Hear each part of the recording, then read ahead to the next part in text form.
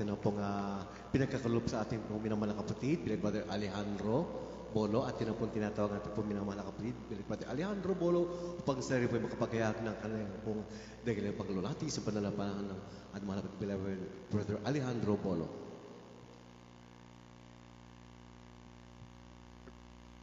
Praise the Lord, praise the Lord. Hallelujah.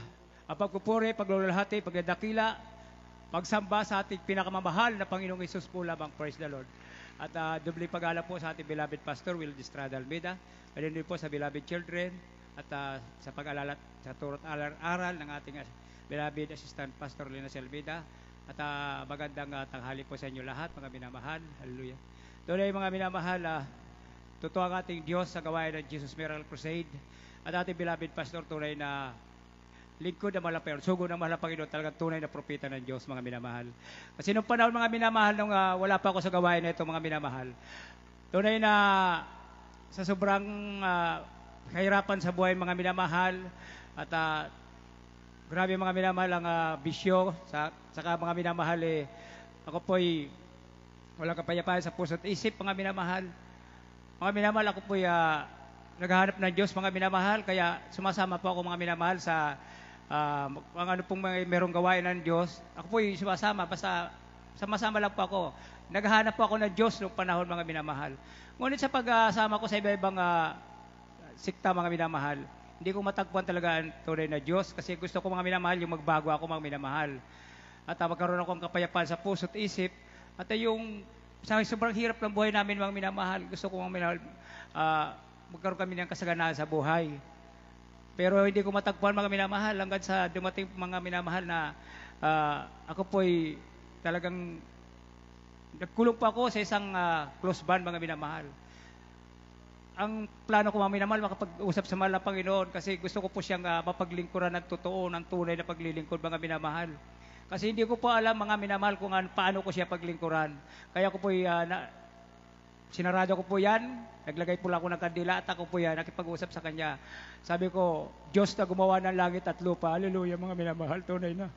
Gusto ko nga pag-usap sa iyo, ituro mo sa akin kung paano ka paglingkuran, mga minamahal. Sa pagkakataon ng minamahal, ako'y umiiyak. Nakita ko, may nagagadya akin, mga minamahal, ako'y magsisi.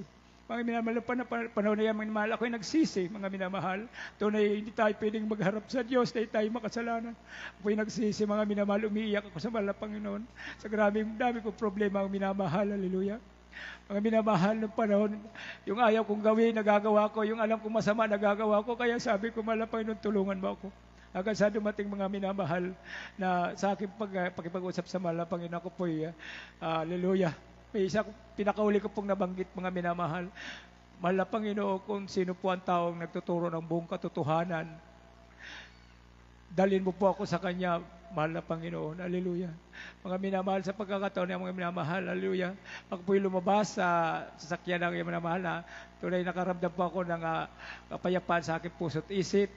Pero mga minamahal, hindi ko pa po malatag po ng Jesus Miracle Crusade noong panahon na yan. Ako po'y bumalik sa charismatic, mga minamahal. Dahil yun talaga uli kong dinalo ang charismatic. Mga minamahal, noong linggo, mga minamahal, pumunta ako ng Lunita, lasing pa ako, mga minamahal.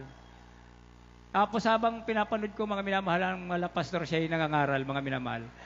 Biglang may nagsalita sa likod ko, siya ang taong hinahanap mo na magtuturo sa iyo ng buong katotohanan. Napakalinaw, mga minamahal, sa pagdinig ko, at naalala ko yung huli kong panalangin sa mahal na Panginoon. Kaya nasabi ko, siya ba? Tapos bigla ko lingon sa likod, mga minamahal. Mga minamahal, na pagkakataon niya, may pumunta ko sa harapan, mga minamahal. Tunay na damandam ako ang presensya ng mahal na Panginoon, mga minamahal. At yung pagkakataon ng mga minamahal, oras ng pagtanggap, mga minamahal, ako'y tumanggap sa mahal na Panginoon. At mga minamahal, grabe, tuwa-tuwa talagang damandam ako presensya ng mahal na Panginoon. Hanggang sa mga minamahal, yung pabautismo na po. Ako po'y nagpabautismo, mga minamahal. At sa kagalakan ko, minamahal, tapos na ang gawain, mga minamahal, nandun pa rin ako, mga minamahal. Alam mo, mga minamahal, kinagubagaan, bumalik ako dahil gustong-gusto ko, mga minamahal, ang gawain. Dahil napakaligaya ko, mga minamahal, habang nasa gawain ako, talagang damadawa ko presensya ng mahal na Panginoon. Hallelujah. Bumalik ako, mga minamahal. Last crusade pala ng Jesus Miracle Crusade, mga minamahal, kaya wala na pa kumakita. Balik ako sa charismatic, mga minamahal. Hanggang sa Dumating ang oras mga minamahal na ako po yung nagtitinda sa Divisoria. Nag-share po ako ng salita ng Diyos sa katabi ko mga minamahal. Membro pala ng Jesus Miracle Crusade. Hindi ko alam. Tapos sabi ko sa kanya, alam mo, pero may mas maganda akong nagustuhan ko yung sa Lunita. Hindi ko alam kung saan ko pupuntahan. Sabi niya, sa amin yun, yung Jesus Miracle Crusade. Sabi ko, alam mo mga minamahal, kinuha ko yung address mga minamahal sa Barte pala yung mga minamahal. Pagdating ko mga malaman sa Barte, maagang-maga ko pumunta doon mga minamahal. Nakita ko gawain, mga ko konti lang ang membro ng panahon mga minamahal. Bilang lang mga minamahal. Malit lang yung chapel doon mga minamahal. Mga minamahal, sa aking pagdaloto na grabing kagalakan ko mga minamahal. Hallelujah. Paghapon mga minamahal, kahit tinabot pa ng gabi mga minamahal. Napakasarap pagpuri sa Diyos. Hallelujah. Mga minamahal, sa patuloy ko pagdalo mga minamahal, tunay na yung pinapangaral na mahal na pastor mga minamahal. Hallelujah. Tunay na aking nakamtan mga minamahal. Ako'y binago na mahal na Panginoon. Wala lahat ng aking mga bisyo mga minamahal. At mga minamahal, tungkol sa pagbibigay mga minamahal, noong una mga minamahal, ayaw ko magbigay, pero sabi ko, subukan ko kaya kung totoo. Mga minamahal, isang beses lang ako nagbigay ng 50 pesos mga minamahal, binigay ko, kinaumaga, binalik na malapay ng 5,000. Ibig sabihin, mga minamahal, totoo. Minsan lang ako nagbigay pinagpala, kaya nakita ko mga minamahal. Sabi ko, totoo nga, kaya mga minamahal, gigil na gigil ako, mga minamahal, magbibigay ako talaga ako. Sabi ko, totoo ang gawain nito, kaya tuwing gawain mga minamahal, nagbibigay ako, habang malaking binibigay mo, lalong lalaki ng Diyos, totoo mga minamahal. Sa pagkakataon niya, mga minamahal, grabing pagpapala sa akin ng mahal na Panginoon, hallelujah. Mga minamahal, may isa pang patotoo. Pumunta ako mga minamahal ng Tabako Albay, ng panahon, nung bagwan pa yung gawain sa Pawa, sa Tabako, mga minamahal. Mga minamahal, sabi nga, pagkatapos ng fasting, ang break nila, fasting pa rin mga minamahal. Pero wala akong alam sa lugar na yan mga minamahal. Basta pumunta lang ako ng Tabako, kasi doon po ako kumukuha ng mga gunting, ng mga pangbarbero. Mga minamahal, pagdating ko sa pagbaba ko sa bus, may nakita ko isang sakong bigas sa harapan ko. Pag lumalakad ako, sumusunod sa harap ko mga minamahal para ako matalisod. Binagsabi sa akin, bilhin mo yan.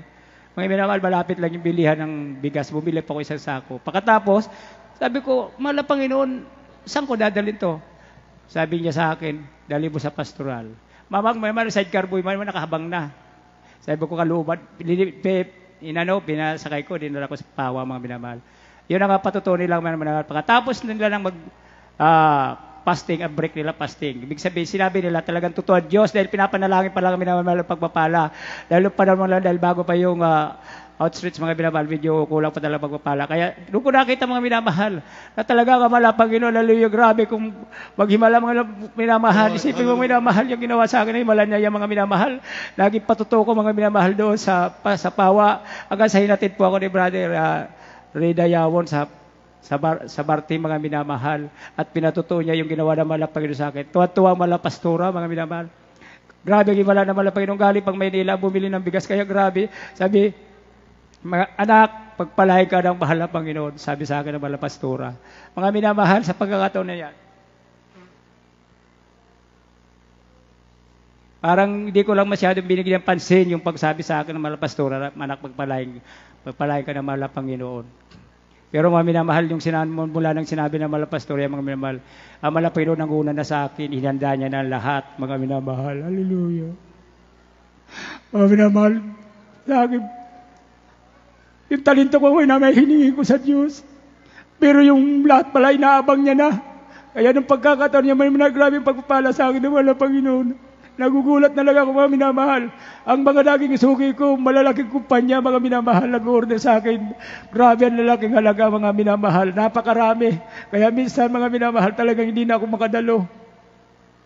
Hanggang sa mga minamahal, sa patuloy ko mga minamahal na pagninegosyo mga minamahal, nakuha na yung araw ng linggo, hindi na ako makadalo mga minamahal. Grabe ang mga minamahal.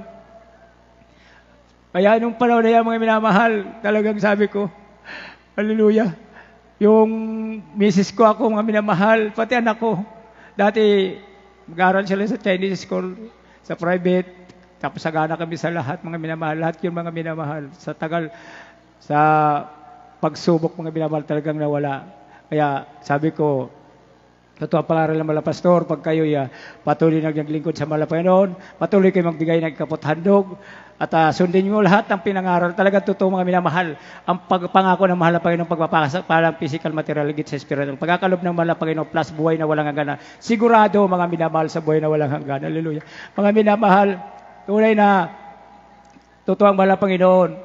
Dahil bumalik uli kami mga minamahal, sabi ko, wala tayong gagawin, mag-ayuno dahil wala na kaming kabuhayan.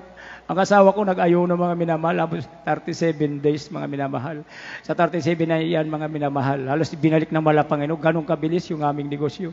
May mga mayayaman mga minamahal na supplier mga minamahal na naghanap ng magbebenta ng kanilang mga product, mga kalakal. Mga minamahal, nangyari, bawat binibigay sa aming kalakal, mga minamahal, yun din ang dumarating na buyer. Pag may bumating na kalakal, may pumapakyaw din ng ganung kalakal. Kaya sabi ko, napakabilis ng ikot hanggang sa mga minamahal, bis na ibalik ng mga Panginoon ang pagpapala, mga minamahal. Kaya totoo ang Diyos, totoo ang paglilingkod natin sa mga Panginoon. Hallelujah, siya ay tapat, mga minamahal, hallelujah. Totoo siya, hallelujah. Kaya sabi ko, mga minamahal, sa patuloy namin na paglingkod mga minamahal, ako po ay nagkaroon mga minamahal bilang pagsubok, nagkaroon po ako ng sakit mga minamahal. Una mga minamahal, prostate cancer mga minamahal. Mga minamahal, hindi ako nagpo-hospital. Sabi ko, totoo ang Diyos dito. Mga minamahal, pinalangin na po ako ng beloved pastor, mga minamahal, pagkatapos ang gawain ng overnight, umaga na po. Kinapunan ng Sabado, mga minamahal, pumutok yan. Mga minamahal, mula noon nakatulog na ako mga minamahal. Kasi isang linggo na ako hindi makatulog dahil sa hirap ng naramdaman ko. Hindi na ako makaupo. Paghiga, hirap. Kahit nakatayo, hirap mga minamahal. Kaya sabi ko, nagpapasalamat ako sa mahal na Panginoon. Talagang tunay siya. Pinagaling niya ako sa prostate cancer mga minamahal. Pero meron pa akong isang karamdaman na tunay na dinala ko mga minamahal. Halos magdadalawang taon mga minamahal. Karoon pa ako ng sakit na TB mga minamahal. Pero hindi ako nagpa-hospital mga minamahal. Sabi ko hindi ako magpa-hospital dahil pinagaling maraming papagaling dito sa buhay ko. Ako pinagaling na mahal na Panginoon. Kaya sabi ko, totoo ang Diyos. Pero yun, pag 2 years na sa karamdaman ko may minamahal, yung TB, habang dumadala ko mga minamahal, pareidura ako ng dugo. Minsan sinusumpog ako mga minamahal sa bahay. Sumusuka talaga ako. Grabe, inabot ng 14 beses. Grabe mga minamahal, kung tutusin, dapat patayin na ako sa panahon na yan. Pero talaga buhay, dahil yun, Diyos natin ay buhay, hallelujah. Mga minamahal, sa pangyayari nga mga minamahal, di ako nagpa-hospital. Sipin mo ka, gano'ng kahaba, magdadalawang taon mga minamahal, dinadala ko. Wala Panginoon, ano ba kalooban mo sa akin? Pero mga minamahal, hindi ako nanghihina na yung talagang manghihina, hindi mga minamahal. Alam ko may layunin na malapag na sa akin. Agad sasabi ko, kaya umuwi ako ng Bicol, kasi taga Bicol po yung mga mahal ko sa buhay na doon yung pamilya namin. Yung lahi namin nandoon. Punta ko ng Bicol, ng tabing dagat, sa bayaw ko, dahil malapit, sabi ko maganda sa tabing dagat yung ganitong may sakit. Mga minamahal nangyari, doon pa ako sinumpong. Siyempre mga minamahal, dayo ako doon. Pag ginawa nila, tinakbo nila naman sa ospital. Unang ospital, mga minamahal, 1 linggo ako ron, di naman ako gumaling. Lahat ginawa sa akin, di ako gumaling. Sabi, pagit siguro sa ospital dito, lipat natin sa iba. Mga minamahal, mahina na yung katawan ko ng panahon na yan. Sabi ko, bahala kayo. Linipat nila ako, baka sabi ko nga naman, pag linipat ako, gumaling na. Mga minamahal, umagat gabi, sumusuka ako, umagat gabi. Sabi ko, grabe. Nakikita ko yung dugo, mga minamahal, sabi ko, grabe. Parang, ba't may nabubuhay pa ako? 1 linggo, mga minamahal. Sabi ko sa mga kapatid ko, mga kaibigan ko, sabi ko, uwi na ako ng Maynila. Mga minamahal, pagkataon na yaman, walang ambulansya magatid sa akin. At di raw pwede, kasi yung sitwasyon ko. Mga minamahal, ginawa nila, dinala naman ako sa Sorsogon. Hospital, mga minamahal. Meron tayong gawain, mga minamahal, sa Sorsogon, katabi lang ng hospital. Halos kadikit lang. Pag sisilip ko yung bitana, nakikita ko yung gawain. Sabi ko, ano kaya yung beloved preacher dyan? Alam mo, minamahal, inakyat pa ako ng beloved preacher, sabi sa akin, lumabas ka na. Yun ang sabi sa akin. Sabi ko, masa ka sa Diyos lang. Dahil naman na pa yun siluso, sa kanya ka lang masa. Sabi ko, oo nga, dahil yung naman talaga totoo eh. Kasi mga minamahal, first time ko ma-hospital mo na minamahal, inosente nga ako pagdating doon kasi hindi ko alam kung anong gagawin sa akin. Yung palang pare-parehas lang, kahit sa hospital pumunta, kung ano proseso nila, pare-parehas. Kaya sabi ko, wala na pala pagbabago. Mga minamahal sa pagkakataon na yan, sabi, salinan ka na lang ng dugo kasi tinitiris yung daliri ko, wala na eh. Mga minamahal, Yung mga kapatid ko, dahil sa 3 linggo mga minamahal, yung iba linalagnat na kasi umaga gabi sila nagbabantay. Parang nagsasawa na nga sila eh. Parang nahirapan na sila, napipirwisyo na sila mga minamahal. Kaya parang gusto nga nila, mamatay na siguro para tapos na lahat eh. Kaya laki ng gastos namin mga minamahal. May 100,000 na nagastos mga minamahal. Hanggang sa, sabi ko sa beloved preacher, sabi ko, uwi ako. Pero sinisigurado ko pag lumabas ako sa hospital na ito, paglabas ko, ako'y gagaling. Right. Kaya sabi ko sa kanya, hallelujah. Hallelujah. Mga minamahal ko, nasa hospital nga ako. Sumusuka ko ng dugo, nakaigalang. Ano pa yung mga biyahe kan 12 oras, mga minamahal. 12 oras sa kutsi. Kaya sabi ko, iniisip din ng mga mahal ko sa buhay, pagdating ng Maynila, patay na ako. O kaya naman, isang araw na lang. Paglabas namin mga minamahal, nakita ko yung mga puninarya doon. Sabi ko, ano yan? Yan mga nakaabang dito. Hallelujah, mala Panginoon, iuwi mo pa ako na Maynila. Mga minamahal, ang himala ng mala Panginoon, nakarating ako Maynila. Mga minamahal, hindi ako sumuka ng dugo, mga minamahal. Grabe. Pero mga minamahal, totoo lang, ako'y nag-alala sa sarili ko na rin. Sabi ko, kung ako, sa aking kaisipan, ako'y mamamatay talaga. Sa isipan ko. Pero sabi ko, Diyos, makapangyarihan. Ang Diyos natin ay buhay. Hallelujah. Ako'y pagagalingan niya. Minamahal, totoo. Sa araw na yan, pagdating ko na Maynila, hanggang ngayon, mga minamahal niya, ako sumuka ng dugo. Hallelujah. Grabe, totoo ang Diyos. Ako'y pinagaling niya. Hallelujah. Mga minamahal, naging patotoo, mga minamahal, yung nangyari sa akin dahil nasaksiyan ng aking mga mahal sa buhay na ang Diyos natin ay totoo at ating beloved pastor ay tunay na sugo ng Diyos. Dahil buhay ako, mga minamahal. Kahit yung mga kaibigan ko hindi naman dumadalo. Ano sabi nila? Totoo ang gawain ng Jesus Miracle Crusade. Dahil alam nilang bangkay dapat talaga ako. Hindi talaga piling mabuhay. Alam na nila yun, hindi talaga mabubuhay. Mga minamahal, nalaman nilang buhay ako, mga minamahal. Napakalaging katanungan sa kaisipan nila, mga minamahal. At ang patotoo nila, totoo ang gawain ng Jesus Miracle Crusade. Yun ang sinasabi nila, totoo ang Diyos, totoo buhay ang Diyos, nagpapagaling mga minamahal.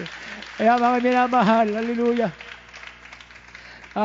Sa ngayon mga minamahal, hallelujah, yung mga mahal ko sa buhay, tunay na pag pumupunta mga minamahal sa bahay, sabi nila sa akin, parang hindi ka nagkasakit. Sabi ko, grabe, himala ng Diyos.